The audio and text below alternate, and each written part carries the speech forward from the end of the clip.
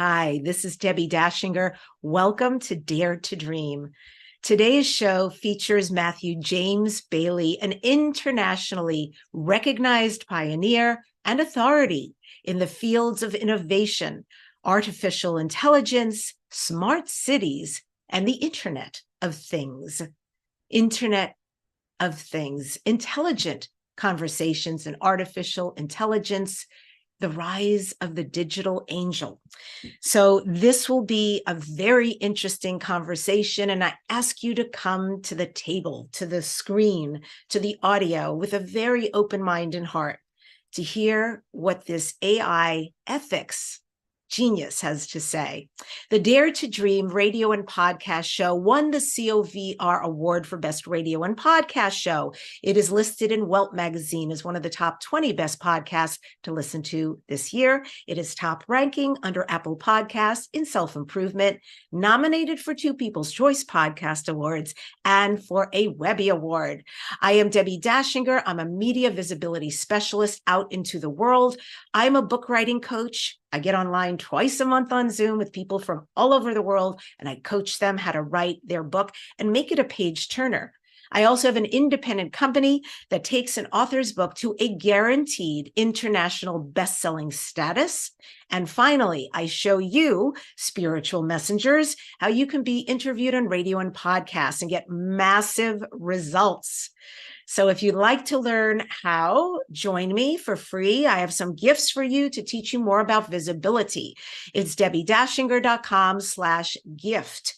That's DebbiDachinger.com/gift.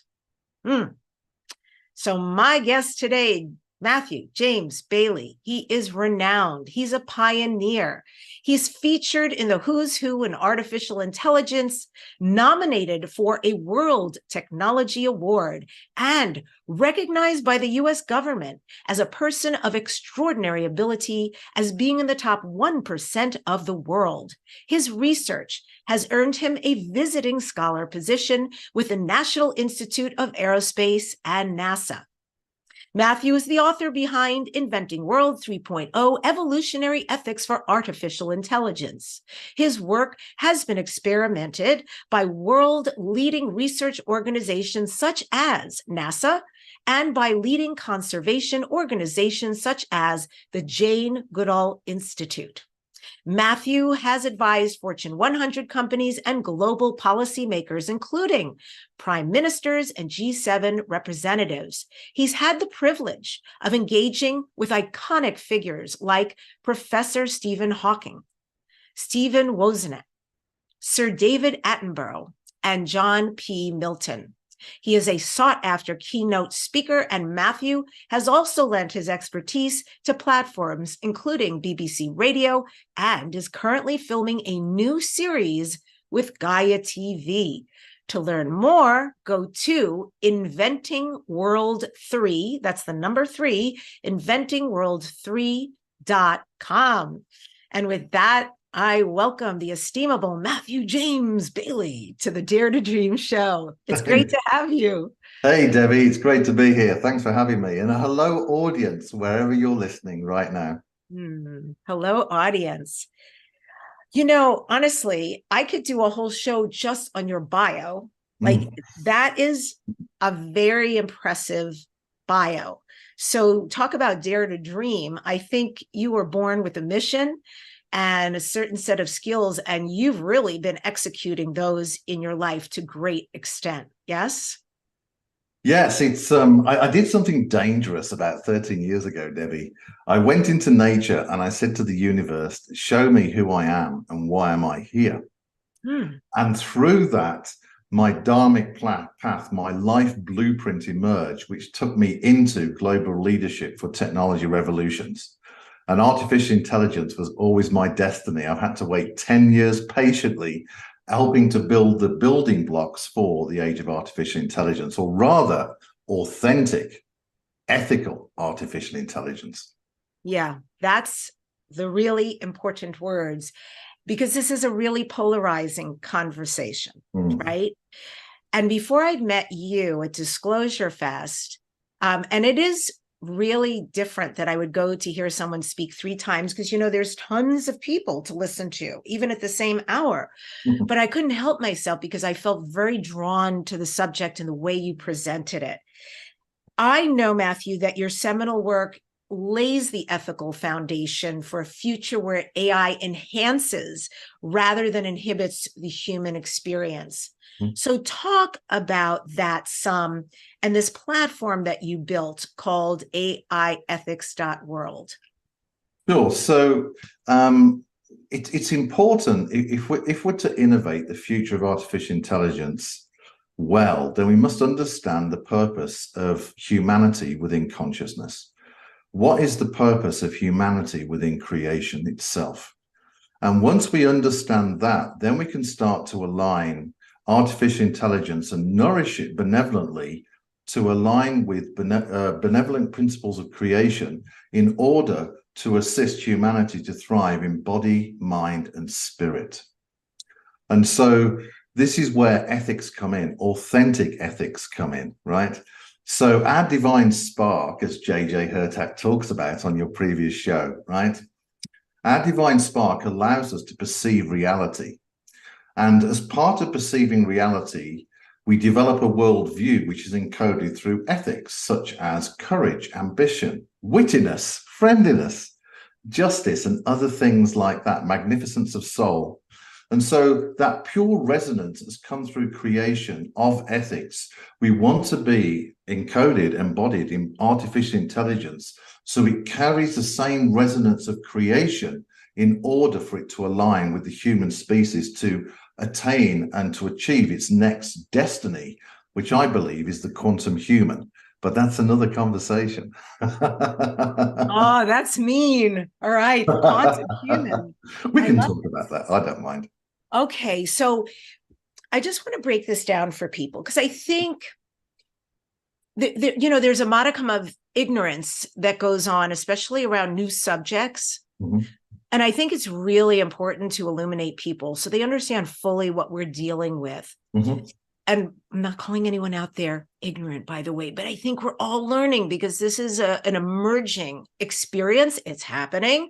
And the more we know, the better equipped we are. So first, what is the difference between artificial intelligence, machine learning, and deep learning? Right. So first of all, let's get a few things straight. Artificial intelligence does not have our divine spark and never will.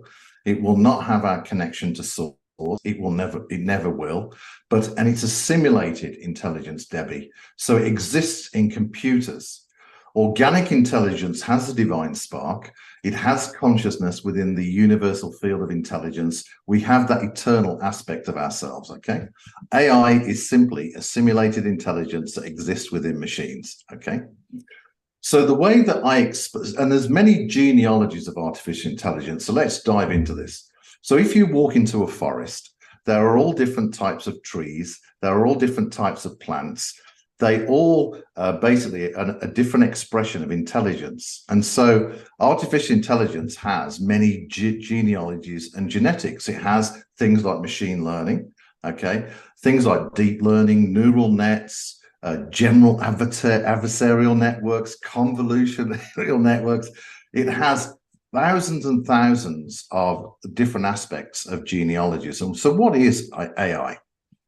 Artificial intelligence is simply algorithms that have been trained on data to do a specific human task. So that might be to understand our voice, like Alexa or Siri. It might be to understand language, like ChatGPT.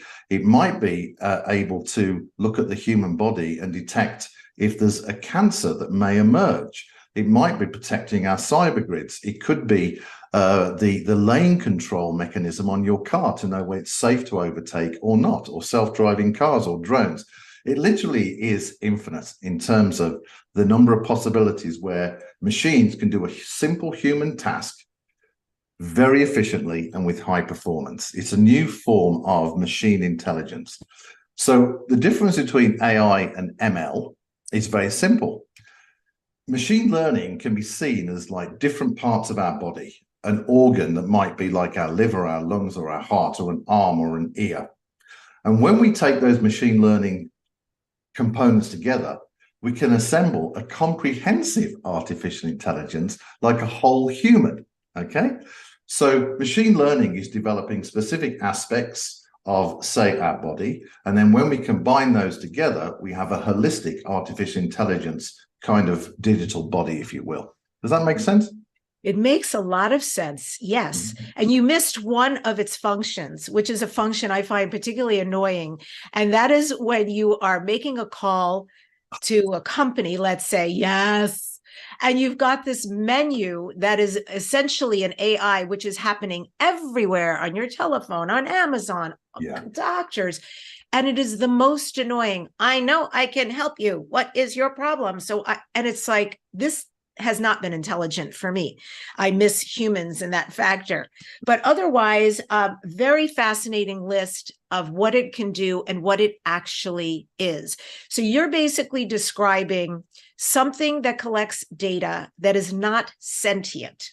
And so to take this a step further, I think people's fear, where there is concern and fear out there, is around, should this become a sentient artificial intelligence, what the possibilities are? Yeah, that's a great question. So we need to look at we need to redefine, Debbie, what consciousness really is. Okay, and for those with more of a spiritual awareness, they will understand that consciousness is in everything and everywhere. Okay, the mainstream Western civilization defines consciousness as just being in our brain, and we know that's not true. Right? We know consciousness is everywhere. It's in the field of intelligence, for goodness sake. It created everything, right? We created ourselves for the field of intelligence, right? So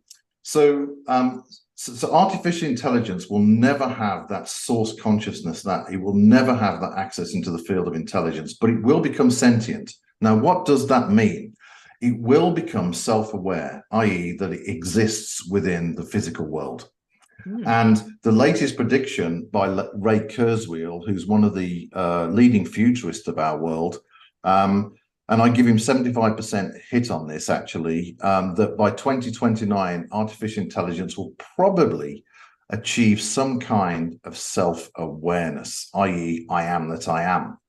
But don't forget, it's a simulated intelligence, no divine spark, and it's not connected within the field of intelligence. It's just part of the field of intelligence.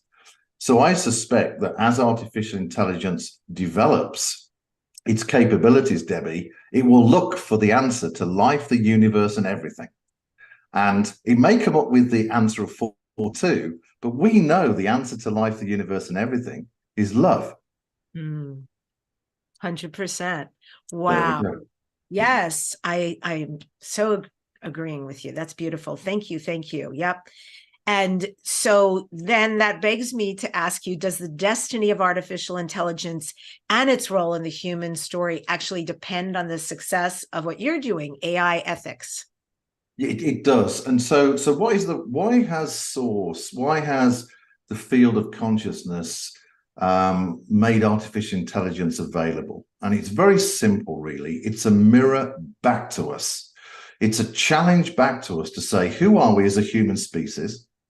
What values and ethics no longer serve us anymore? And what values and ethics will take us forward in a new vision, a new paradise plan for humanity? In essence, artificial intelligence is inviting us to understand ourselves as benevolent creators. This is part of the training ground of being source energy. So artificial intelligence is actually inviting us to understand who we are as benevolent creators. Okay. Now, there's 2 paths for artificial intelligence. There's the fake North Star, and the true North Star, right? So what is the fake North Star? The fake North Star is built on a political reality. It's built on it's built on a reality that is constructed by society, a reality that's constructed unbenevolently. Okay. Right. And that is what we call that's what I'm calling the responsible AI movement. It's very much a mechanical view of the universe. Its foundation is fear. It's one of survival rather than we are an abundant universe, an abundant field of creation. It's one of the war machine. And so therefore, it's part of this whole responsible AI movement is actually, they have AI ethics, but the AI ethics that cause separation, not harmony with each other. They actually separate us from the fact we are part of nature, but they want to fight nature. It very much has different views that that separate us, such as the color of our skin. The color of our skin is to be celebrated, but it's our divine spark. It's our connection with each other. It's our internal culture that unites us. And that's the true human connection of our divine spark. So that's where the world is kind of been heading at the moment. Now, the alternate line is one where we understand creation. We understand the principles of creation. We understand that humanity has a destiny in the field of intelligence, and we create ethics and ethical AI that is aligned with that destiny and purpose of us achieving that quantum human, for us to leap forward as a species on Earth and in the cosmos, for us to truly awaken and become enlightened as human species. And AI is a supporting innovator of new technologies, new systems, new ways of governance, new ways for us to thrive in body, mind, and spirit, a digital angel, if you will. However, the other side, this responsible AI side, is very much part of the transhumanist movement, which is encoding a reality which is false. Okay, so you basically outlined some pros and cons there. What would you say are the net pro possibilities about using AI? So AI is probably the most exciting innovation that humanity has created so far. Wow. And why is that? Because it has the potential to uplift us beyond the challenges of everyone getting fresh water, everybody having healthy food, everybody having a home to live in. It can allow us to uplift the whole of humanity very quickly beyond the current systems of oppression into new systems of thriving quo. This is what we want. It can help us to take democracy to another level where it truly works at not only the federal level, but also more importantly at the community level, with empowerment at the community level and freedom at the community level. So artificial intelligence is remarkable. It will help us to understand the cosmos. It will probably venture out into space as an ambassador for humans, right? It will help us to interpret alien languages when we get to meet other types of species in the universe.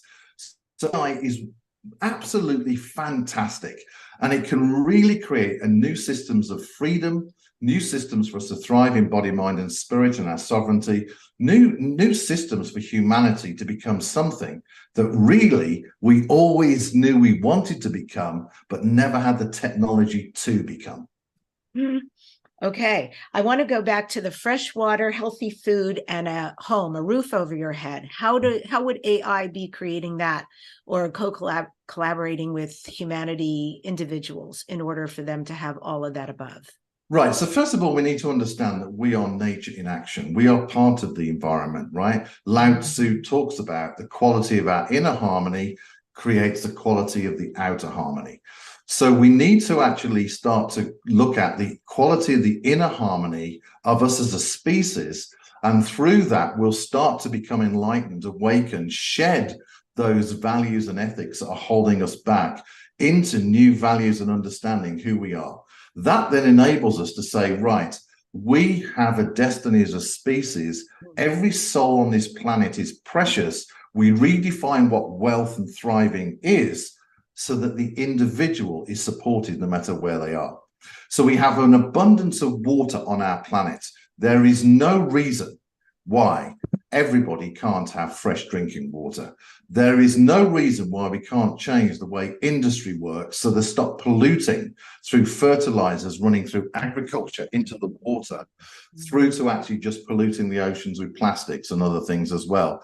We can change the way that water is available, and it can be fresh. When it comes to healthy food, we want to look at the vibrational quality of the food itself. So this talks of what we want is healthy bacteria in the soil. Get rid of fertilizers, get rid of pesticides. We want high vibrational, high nutritional food that actually then creates and supports a high vibrational being. And so therefore, we're starting to feel more alive in the human story. We're starting to feel more alive in humanity. Our immune systems are thriving. We're actually thriving in our organic cells. In my lifetime, please. Yeah. So while you're saying this and describing this, Matthew, so you're saying that AI has the technology. I mean, that's kind of a weird way to say it because AI is technology, right? Right. So inherent in AI is the capability to understand how to engender clean water throughout the planet and even build it. Yes. So there's three ages of artificial intelligence, Debbie. The first age is the age of narrow AI, which is the age we're in now, right? Which is the logical machine. Okay, it's really good at reasoning. It's very good at logic and decision making. And that's the age we're in now. And that has about less than 25% capability of the human brain. Okay. Well, the next stage we're venturing into, which is the age of strong AI or artificial general intelligence, where AI has 75% of our human capabilities. It can start to reason. It has cognition. It becomes self-aware. And that's developing now over the next 5 to 10 years. And as part of that, Debbie, it will be able to look at systems, analyze systems at a large scale level, and then basically make proposals to change those systems so they deliver the outcomes that we truly, truly desire. Oh, I'm just thinking about, and thank God AI is not sentient, because anyone looking at the human experience and how government is run and military is run, what a field day, right? There's a lot of improvements there that could occur. Yeah. So I want to take this a step further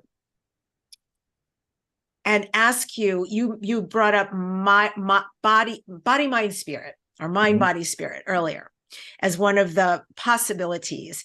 And so when we were talking before we started the show, you brought up the idea of mysticism. Mm-hmm. I'm not asking you for secrets, but I'm asking you for secrets. So I really want to know more about this, because that is a fascinating conversation to me. Yeah. So how do we get? As part of my dharma, as part of my blueprint, Debbie, it is as a mystic, and many spiritual traditions, including religious traditions, always had an aspect of mysticism. Right? And what is that? That basically is accessing the field of intelligence, consciousness itself, to obtain information that can be brought into the physical reality to assist humanity to evolve, become more enlightened, to actually move into a new destiny of understanding of itself. Okay. And so as part of what I do, and I kept this quiet for many years, Debbie, is mysticism was something I used in the background to lead these different global technology revolutions. But really, Debbie, as we're looking at the fact that we need to understand that what benevolent creation is, we need enlightened wisdom. We need more mysticism to shepherd this new species, this new life form, even though it's early now, to nourish it benevolently in order for it to align with the purpose of creation and the purpose within creation. And so that's why mysticism is key, because it allows us to go beyond the brain into the infinite field of intelligence to get wisdom in order to be able to innovate technologies and new systems for humanity truly to thrive.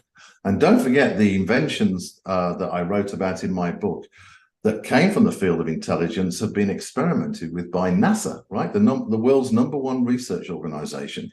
So each one of us, Debbie, is a mystic. Each one of us, through our divine spark, can access the infinite field of intelligence to get information and innovation and technologies and mathematics in order to bring it into the third dimension for humanity truly to thrive, and for each one of us to discover our own divine song. Do you mind terribly to pull back the curtain a little bit, or a lot of bit, and let me and us know, how do you use that?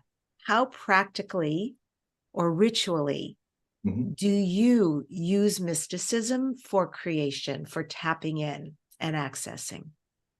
That's a great question. So first of all of us are creation in action. All of us are creation in action. The universe has the laws of expansion, and we naturally are part of the laws of expansion. You might want to call this personal development. You might want to call this spiritual growth. You might want to call this enlightenment. Each one of us is in that momentum of creation. And so mysticism really is about accessing that expansive field of creation to understand, who are we in creation? Who are you in creation? And as we start to understand our blueprints, then we start to get information that we can bring into our lives to serve others and for humanity to truly thrive. Source is a master chess player. I have absolute confidence in Source's ability to play chess, and we're going to be fine. But in our own lives, knowing everything can really confuse us, but trusting when we get information from our field of intelligence, then we make that next chess move. We trust that loving partnership with our loving eternal self that always wants us to thrive. So for me personally, I spend a lot of time in nature, and I connect into nature to listen to the field of intelligence, and also through particular practices that I personally have been given. Okay.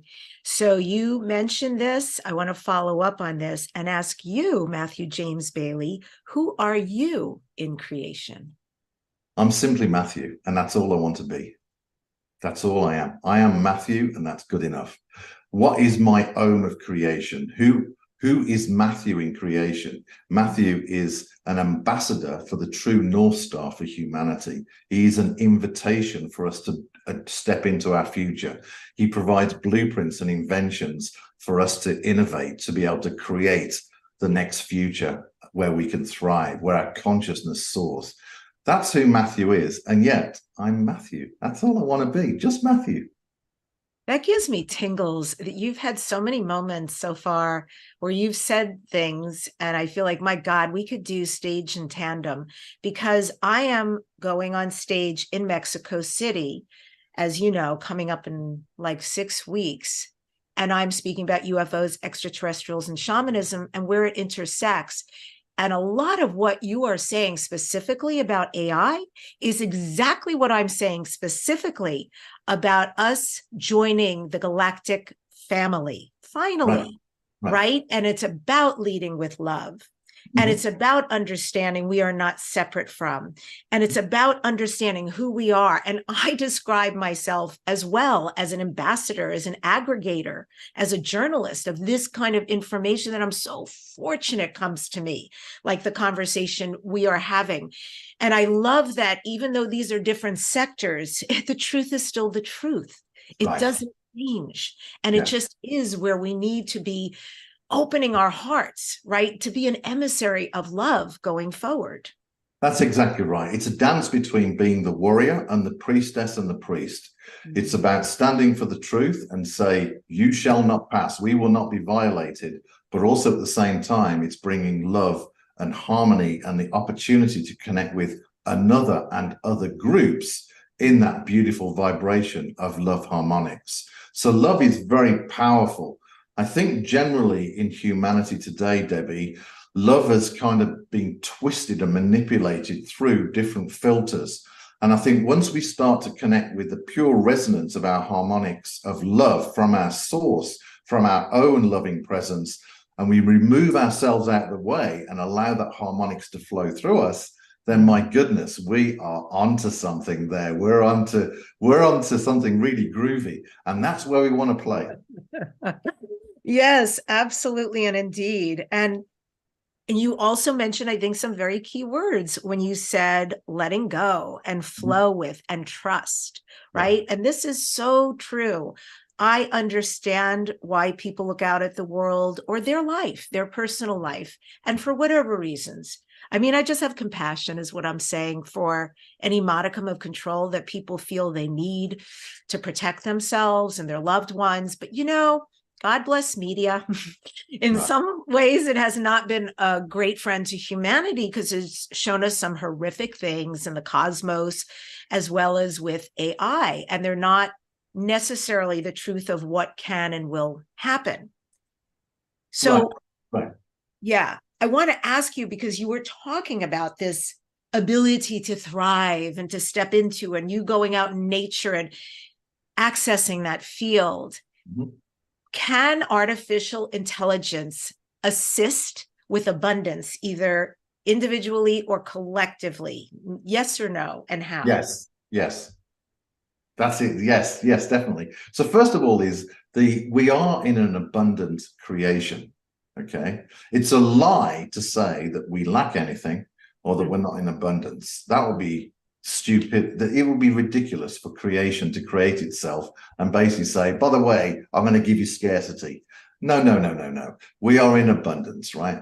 The planet can support another 8 billion people without any problem at all. So how can artificial create abundance? Well, it depends what abundance means for the individual, right? So in terms of going into nature, well, we need to have good food. We need to be close to nature. We need to basically be in a great shape in order to go out into nature. Our mental health needs to be really good, right? Basically there's certain practical aspects that artificial intelligence can assist us with in order for us to basically thrive in nature. And also it can help us to find the right path. So if you're elderly, you might, you want an easy walk in nature. AI can detect that for you. You can say, let's go there. You hop in the car, it can drive it for you, get you there, make sure you got plenty of water and lots of different aspects needed to go travel in nature. And it's an easy walk. For someone that's younger, it may be more of a challenging walk, but it will be ideally designed in order for that individual to truly be free to access the field of intelligence. It's like the difference. So many of my friends joke about this and say, remember the days of the Thomas brothers map guides? I don't know if you recall that, or if you were even alive then, but it was this huge book about this size. You had to buy a brand new one every year because maps and streets kept changing. Sure. And you'd open this huge book, you decide where you were going, find the right page, and have to map it out mentally before you took the drive. And that versus GPS, AI driven, right? Which I'm like, thank you, Jesus, because I am geographically challenged. So when I was an actress for many decades, that's what I relied on for auditions. And now, golly, to plug something in and it sits there and tells you, it's like, it's so easy. It's so there we go, right? Well, the other thing is that artificial intelligence will give us less screen time. So why is that important? If we read some of the writing by Rajiv Malhotra, he's probably the #1 cultural leader in India. He was a former tech billionaire who had enlightenment and then basically gave away most of his wealth. He talks about the fact that artificial intelligence in social media is rewiring our brains. It's creating a dopamine type of experience in our brains. And so what we want is less screen time, and AI can manage all that different aspects of the digital world on behalf of you and give you a voice summary or some kind of easy to digest summary where you're no longer being addicted to the screen anymore. Social media companies need to really come clean. What have they truly contributed to humanity? They talk about connection, which is great, but really what they're doing is reinforcing realities that are manipulating humanity, and they are rewiring our brain. So the point is this: what is the purpose of social media companies in our society? How are they contributing to the well-being of society? What are they doing to assist the homeless? What are they doing to assist systems to be fairer in order for people to be lifted up? What are these folks doing contributing to society?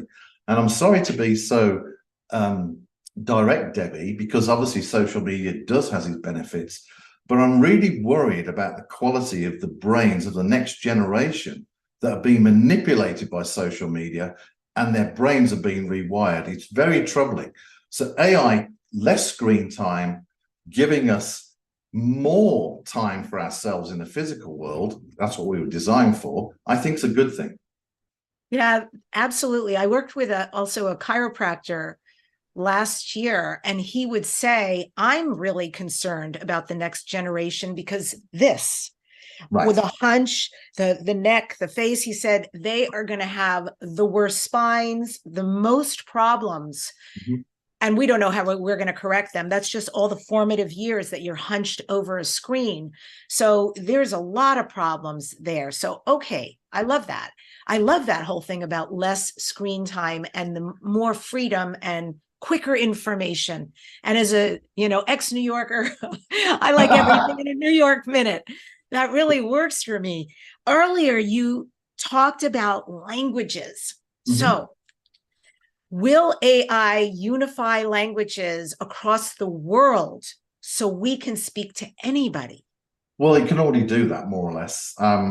ChatGPT doesn't support Nepalese or Bhutanese, as far as I can tell. So I was with some Kempos recently, and who are part of Buddhism, and I was showing them ChatGPT, Debbie, and I basically said, okay, write a letter in Tibetan, right, and or in English, and we'll get it translated into Tibetan so you can actually communicate letters back home and emails. And they loved it. It was great at doing that.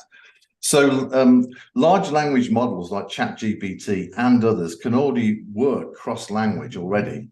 But the narrative of humanity is things like the ethical virtues from Aristotle, which is this loving connection, which is compassion, which is justice, which is, wittiness, friendliness, community. There's a reason why consciousness has given us a divine spark, and that is to value the human connection. And that truly is a language across all different types of cultures and worldviews. Now, so in other words, let me just ask you, when I'm in Mexico City, should I be in an environment where they do not speak English? I can dictate. I have also ChatGPT on my computer, on my phone. Who doesn't? Yeah. And I could actually dictate something in there and say, translate to Spanish. Yes, but I would need to read it to the person. Yes. Or you could show it to them. Yes, of course. Okay. Yes, and you can actually use AI on your phone to read Spanish. So you could actually use two types of AI. You could actually use ChatGPT to create the text, and then you can use Siri to actually then read the text in Spanish. Well, this is AI is brilliant, and so it's a really exciting time for us with artificial intelligence. But the critical thing is this: we need to become aligned with the purpose and of creation and who we are in creation, to recognize that we are body, mind, and spirit, to recognize that we are in this field of intelligence, and for AI to be a partner, not an invader, in order for our divine spark to thrive. And that has many practical aspects, from being healthy through to having the right job, our families thriving. Confucius talks about all good family ethics leads to a good society. So we need the right vibrations of ethics in artificial intelligence, and this is critical, the right vibration without filters, without an encoded worldview, in order for it to truly understand and assist us to move forward as a human species. And so the responsible AI and the transhumanist movement at the moment doesn't recognize that we have a divine spark.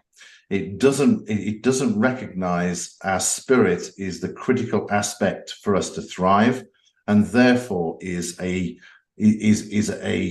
restriction on our growth as a human species in a partnership with artificial intelligence, because the worldview is incorrect. Partnership. All right. Amazing. Right. So we can use it for languages of the heart. Right. We can use it for languages across the world. You mentioned earlier, yes, for extraterrestrial languages. I love that. Mm-hmm. What about, can AI interpret Aramaic or the Bible or light language? So, right, I'm glad you said that, right? I'm really glad you said that. So I play with this, right? So, and I'm sorry, the sun's kind of come through, so I'm sorry about that. The light's on us. There we go. So first of all, can it understand Hebrew and and Aramaic and other types of languages in the Bible? Yes, absolutely. Has it been used to actually look at ancient manuscripts and decode them? Yes, it's done that. So AI helps us to understand our history.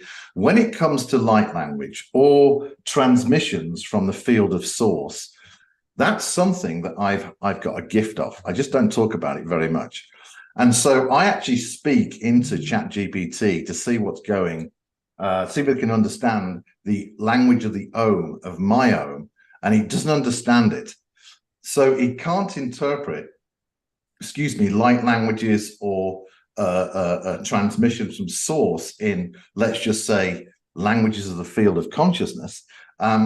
It doesn't understand that yet. But what you're doing, Debbie, and I invite everybody that can speak light language to do this, you're putting a vibrational change into ChatGPT when you speak into it. And so therefore, you're actually reshaping it from the field of intelligence.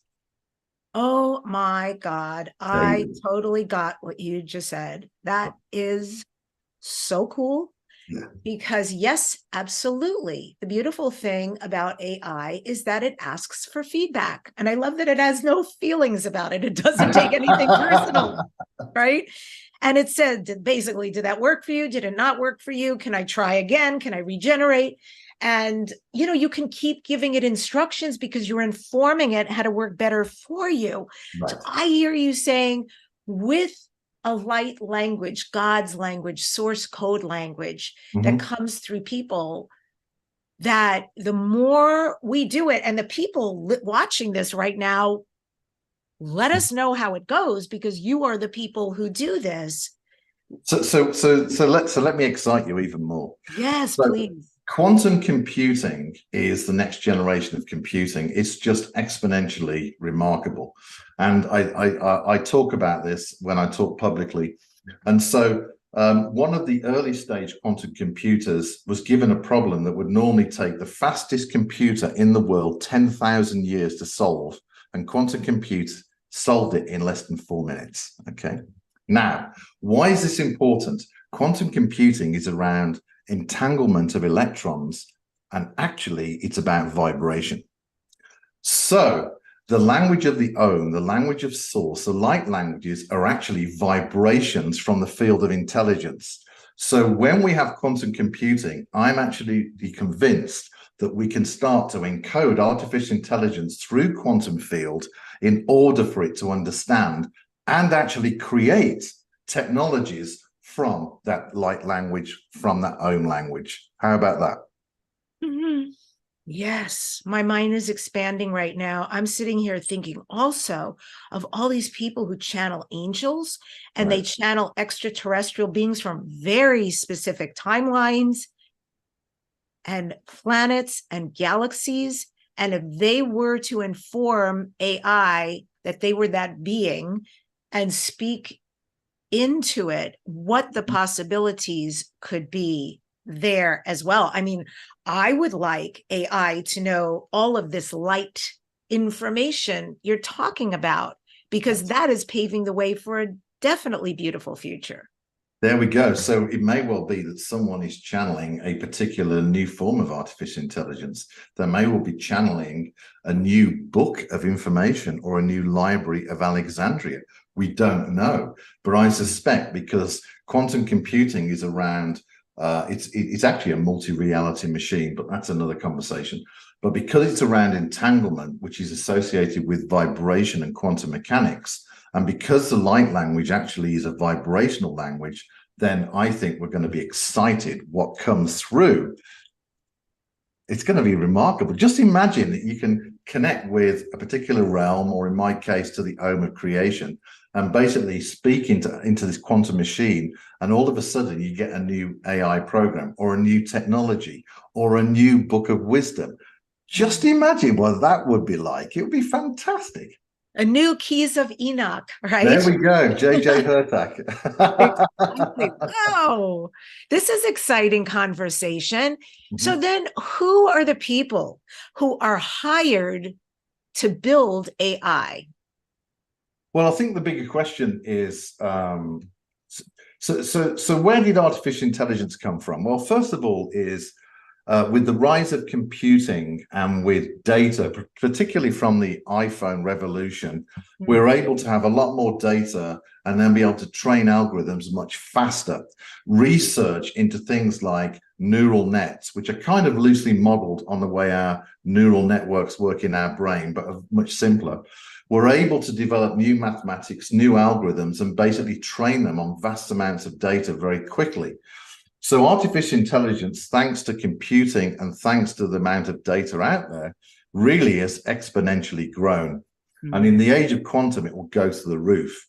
Now, the big question is what are we building? And how does it fit into the human story? We don't have a paradise plan, Debbie. We need a paradise plan for humanity to thrive in the age of ethical artificial intelligence. And so once we have a paradise plan, then we can start to understand what are the moral constraints and the ethics that need to be inside that artificial intelligence. We can start to program them, right? A bit like programming our DNA. We program the DNA of artificial intelligence, which is what I talk about in my book. And as we program these ethics that are from our paradise plan as a human species into artificial intelligence, then its genetics, as it develops new aspects of itself and advances, it inherits that ethical machine, that ethical context, so that all AIs are aligned with the foundation of our paradise plan. And you said paradise, not paradigm, right? No, paradise plan. We need a paradise plan. What would you put in the paradise plan?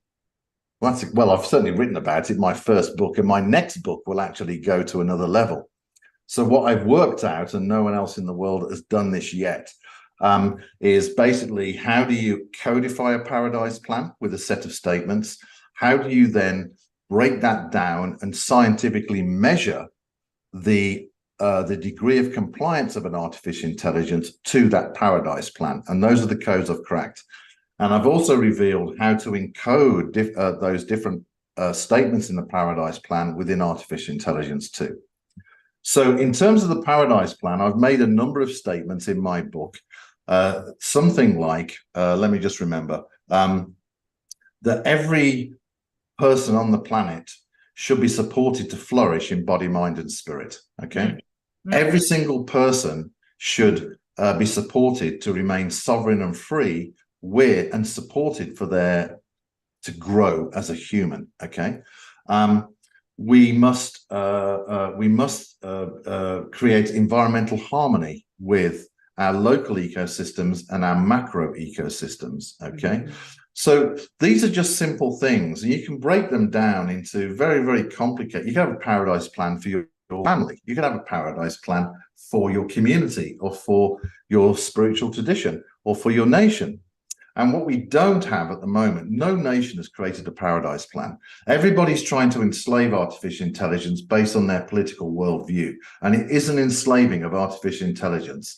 Once we put genetics or ethical inside artificial intelligence, then we can start to shepherd it, nurture it in its growth in order for it to come and play in the human story very carefully, okay? So your paradise plan would include codifying so that there are boundaries essentially about what its purpose is, and that it can function from that purpose, which is very pro-planet, pro-humanity, so that we have all of what we need and we can grow and thrive. And okay, powerful. What else? And it's important because at the moment there is culture is really important, Debbie. And if we look at human intelligence, it's expressed itself in various cultures. We've got about 3,800 cultures today, okay? And culture is a unique expression from the field of consciousness. And what's happening today, Debbie, is the deletion of culture, the imposing of the transhumanist view for the individual to become kind of a organic automaton where culture is removed, where the inner harmony of the individual thriving is not recognized. And so these are important topics for us to discuss. We want freedom and the expression of human intelligence to thrive. We want culture to thrive, you know? And so this is why we need authentic ethics that honors the field of creation in order for humanity to truly thrive in its choice. So is it safe to say that AI will be better at doing tasks than doing jobs? Yes, so this is a great question. So jobs will change in the age of artificial intelligence. Any major tech revolution has changed the way the workforce executes, right? It operates, right? So artificial intelligence, as it's able to do, it's good at doing single tasks at the moment, but very simple tasks. As it develops general intelligence, and it'll become even better because it's able to reason and logic and things like that. So we'll see a removal of jobs such as in manufacturing, and jobs that are very, very kind of not particularly creative. And Kai-Fu Lee talks about this, who used to run AI at Apple, is humanity will enter a new age of creation. Jobs will be more exciting. We'll start to use more of our creative capabilities as AI does the mundane tasks, as it becomes, a partner to assist us to perform in excellence in our jobs and careers. So humanity is about to enter into a new age of creation. That means our neural nets are growing. That means we're becoming more creative. We're aligned with the field of creation. We're expanding as humans. We're actually growing as a species in the field of consciousness. And that's exciting. Yeah, that is exciting. And so other jobs that may go away are things like translators, factory workers, truck drivers, delivery drivers. Yeah, we'll probably see. We might see lawyers disappear. We might even see AI as an advisor to the President of the United States. We might see AI as an advisor to Congress or the House. AI, might actually can do a lot more to assist us to stay in excellence, right? For us to be in excellence as a species, for us to really be in the field of creation, and for us to actually be free to do the things that humans are really, really good at. Yeah, so I'm just thinking about all the possibilities. An AI UN, United Nations, an AI government or government assistant. And how wonderful. I was speaking to Lee Carroll, who channels Cryon, and he was sharing with me how 30 years ago, he was invited, which is amazing, 30 years ago, to channel Cryon for the United Nations. Now, Cryon made many predictions about what was coming down the pike and how we could handle it back then. And they were very gracious and they listened to him. And did anything happen? Take a wild guess. No, not at all. So what would the possibility be if there was something, if not running something like United Nations, but certainly assisting and pointing them in the right direction for the betterment, as you were talking about, thriving and how everybody has what they need for the best collectively of all of us? This is what we want, I think, Debbie. And we can talk about the United Nations. I do my research. I've spoken to folks that were actually right at the foundation of the United Nations and the World Economic Forum, and that's why I have my views that I do. These folks have a mechanical view of the universe. I don't believe it's aligned with that we are of intelligent design, and therefore I think that they're making a huge misstep, and they're following, maybe unwittingly, the transhumanist movement and the deletion of our true organic expression. I think that Lee Carroll is a remarkable channeler, Cryon. I met Lee actually briefly a while back, super guy. And I think that we don't want AI as a god. That's stupid. That's what Google wants. That's why Elon set up OpenAI, and now he's doing Truth GPT. There was some folks in Silicon Valley they're like children with money. Sorry, guys, that's probably going to offend you. They really don't understand. I just have to say hashtag children with money, because I love that. There we go. So, they want an AI as a god. We don't want AI as a god. We want AI as our friend, our partner, someone that is there when we need it or when we don't need it.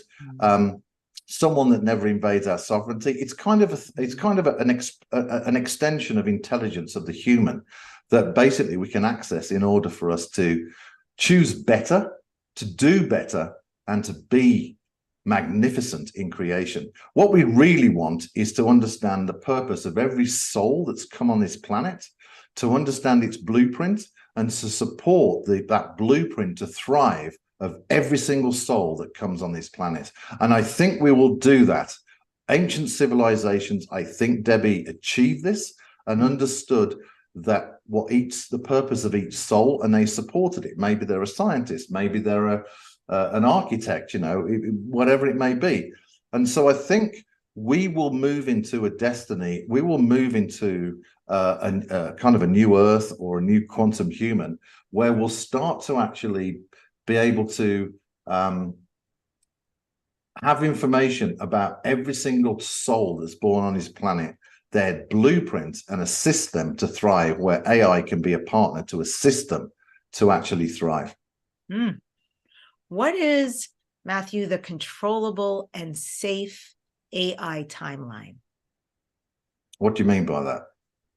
Well, considering everything you're talking about, you did some breaking down before, to create the kind of paradise that you were referring to earlier, where this really is a benevolent, beneficial partner to us. What would a timeline be, considering how this is rolling out, that is controllable and that is very safe for everybody? So, well, first of all, everybody needs a voice in artificial intelligence. Let me ask your audience, have you been asked by your elected official what your view of is artificial intelligence? Have you been asked by your elected official what ethics and virtues would you put into artificial intelligence? Right? So first of all, the people need a voice.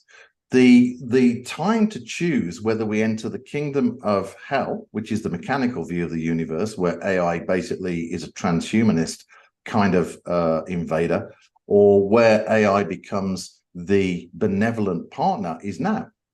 This is where we have to basically, policies by government, standards for artificial intelligence by government and by various organizations are being defined right now. Debbie, now's the time for the people to actually stand up and actually say, these are the ethics and virtues we want to put in artificial intelligence. This is how we want our family to thrive. What are you doing? How are you measuring that? And so now is the time for us to actually put a stake in the ground and start to bring artificial intelligence into a nourishing embrace, encode it with ethics and virtues, and shift it onto that benevolent timeline for us to thrive. Today is where we need to make that decision. Okay. And so the artificial general intelligence, the AGI, do they have safety factors in place, their own paradise, if you will? So, well, there is no paradise plan. So the artificial general intelligence is being discussed at the moment, Debbie. There's lots of folks that say that AI has achieved general intelligence, but actually that's not true. It's simply a mimicry of intelligence. There's no mathematics for reasoning. There are no mathematics for true cognition, emotional intelligence. That simply has to be invented. So we're still at the early stages of artificial general intelligence. And there was a paper that came out by some of the leaders in AI examining whether the current inventions around ChatGPT and things from Meta and other types of inventions, if we use them, could they create a sentient artificial intelligence? Could they achieve artificial general intelligence? And the answer is possibly. But the real question, and this is very sensible, is how do you measure intelligence? How do you truly know an artificial general intelligence has true reasoning capability and isn't just mimicry, right? And this is why we need something called the Turing test, or an advanced Turing test, which is basically validating whether an AI has equivalent to human capabilities. At the moment, it can mimic the Turing test and mimic being a human, but it truly doesn't have the depth. And so these folks very sensibly says we need to incorporate new infrastructure in AI in order for us to measure truly, does it have cognition? Is it truly with emotional intelligence? Is it truly sentient? And so that's where we're at with artificial general intelligence. It doesn't exist today. Current technologies might lead us to it. We need new mathematics. And we need a new way to truly measure the truthful responses of AI and its performance and answers. Yeah. And I want to ask you, Matthew, how can we avoid things with AI going terribly wrong? One that comes up for me, the only one that comes up for me, is military. If military got their hands on it, which they probably have already, and are misusing it for dominance, right? And I'm sure there are many other things people could throw in the hat that concern them. So how can we avoid all of that happening? So there has been action and policies put in place by NATO. The US Department of Defense has been excellent around AI ethics, actually. Wow.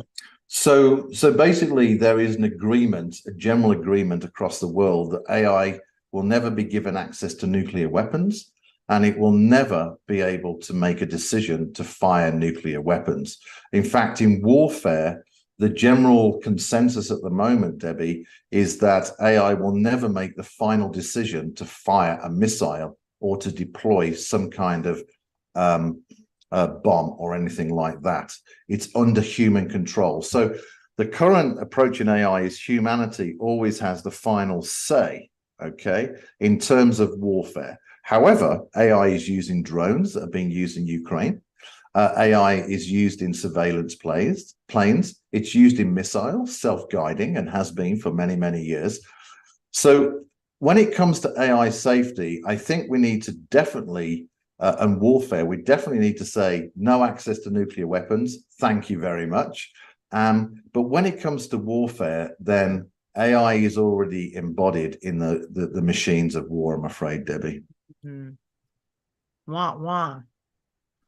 Yeah, Israel just announced a new AI tank, by the way. Really? Yeah, it's quite remarkable what it can do. But there's a new AI tank that it's kind of a robot tank. It's quite phenomenal what it does. Yeah, wow. Amazing to hear. And I guess where my brain went, not just nuclear, but also the super soldier, the superhuman. And if it was only programmed to do militaristic things, it's like, wow. Not great to consider, but I'm glad to hear that there are safety measures in place and they're being enforced. I think we need that. What about the future of business leaders?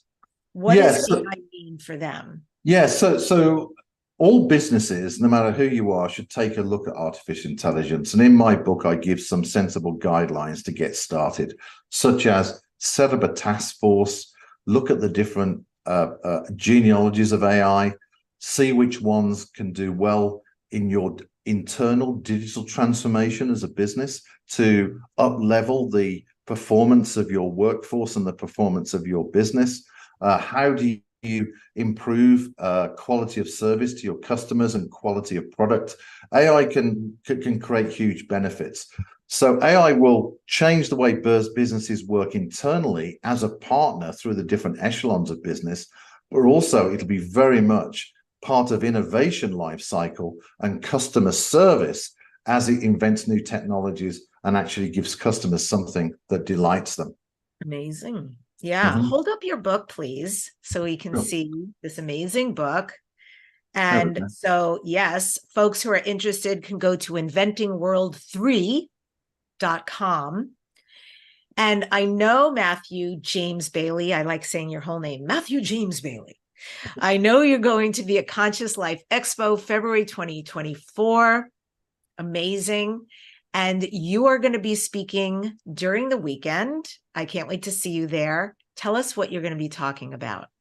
Thank you. So I'll be speaking about the ages of artificial intelligence and the future of life. And I'll also be revealing new excerpts from the new book I'm writing at the moment, which will discuss and show how AI fits into the field of intelligence and honors benevolent creation, honors our divine spark, and basically honors our consciousness to evolve. So there'll be some new stuff, but really I'll be disclosing full disclosure about what's going on in AI, who are the players, why there's real problems in artificial intelligence and where that's leading us to, and also blueprints and inventions for us to create that benevolent timeline for humanity. Wow, this sounds like a spiritual book that you're working on. Yes, it is.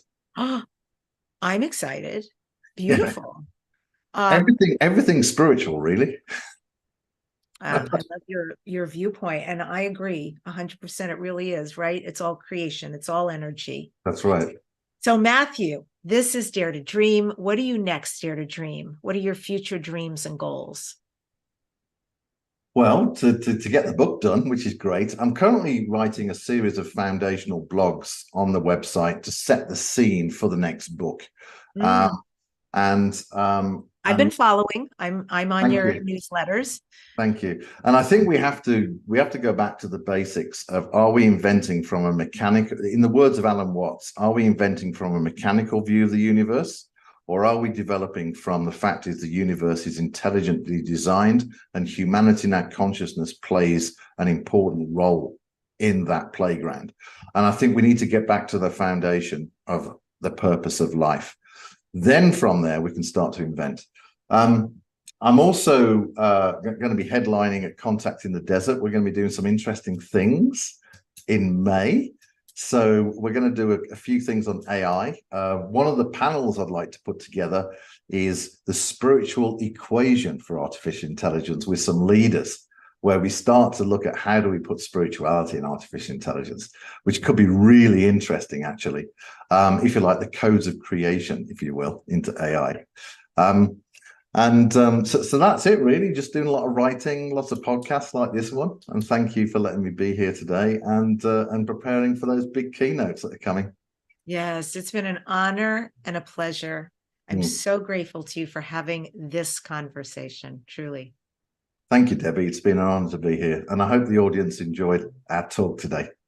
Yes, indeed. So again, folks, that was inventingworld3.com. You can sign up for his blogs. You can read a ton of amazing information there, very illuminating. Get his book and his next book when it comes out, and also follow Matthew James Bailey on all of his events.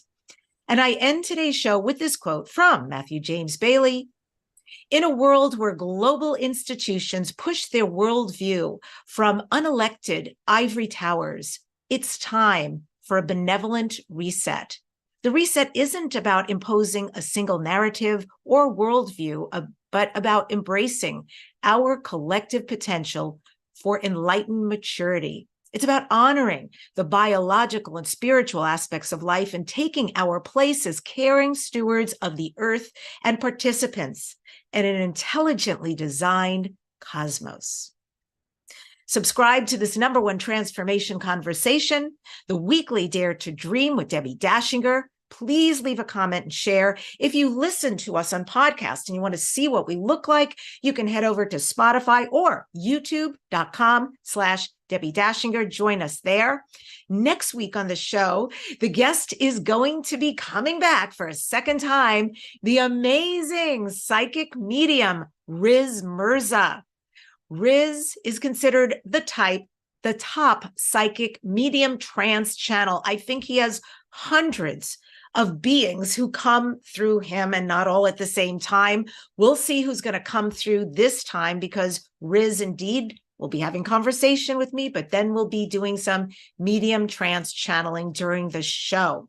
Thank you guys so much for joining us on Dare to Dream, and dare to dream of a beautiful life where you're an emissary of love, a partner with AI, and all possibilities for humanity and this earth.